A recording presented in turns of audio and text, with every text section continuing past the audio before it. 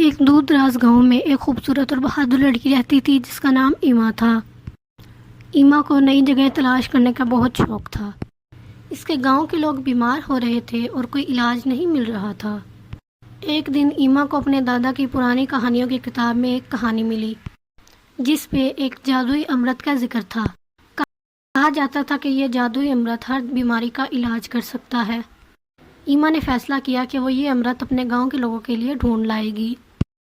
پھر کیا تھا، ایما اپنا سامان باندھتی ہے اور اپنی وفادار بلی کے ساتھ روانہ ہو جاتی ہے۔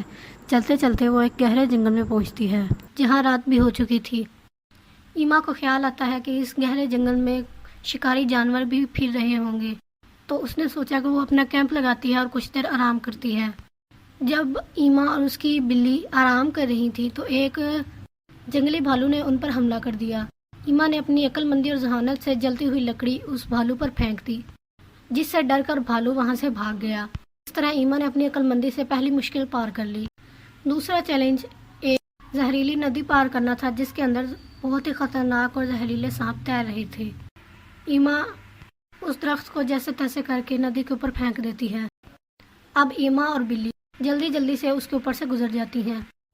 سفر کے بعد وہ دونوں اس کنویں تک پہنچ جاتے ہیں جس کے اندر جادوئی امرت چھپایا گیا تھا۔ کنویں کے پاس جا کر ایما جادوئی منتر بولتی ہے۔ جادوئی منتر بولتے ہی امرت کنویں سے باہر آ جاتا ہے۔ امرت کے باہر نکلنے سے ہر جگہ پر روشنی پھیل جاتی ہے اور جیسے ہی روشنی کم ہوتی ہے، ایما دیکھتی ہے کہ وہ اپنے گاؤں میں پہنچ چکی ہے۔ ایما نے گاؤں کی کچھ خواتین کو اکٹھا کیا، ان سے ایک بڑے برتن میں کچھ بنانے کو کہا۔ جیسے ہی کھانا پک کر تیار ہوا، ایما نے جادوئی امرت کا رس اس کے اندر ڈالا۔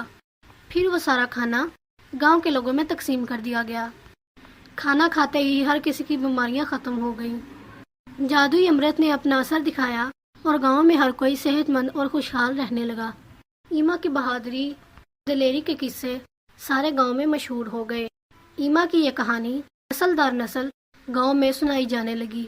ایما خوش تھی کہ وہ اپنے گاؤں والوں کے کچھ کام آ سکی تھی۔ اچھے اور نیک بچے ایسے ہی ہوتے ہیں، وہ ہمیشہ دوسروں کی مدد کرنے کا سوچتے ہیں۔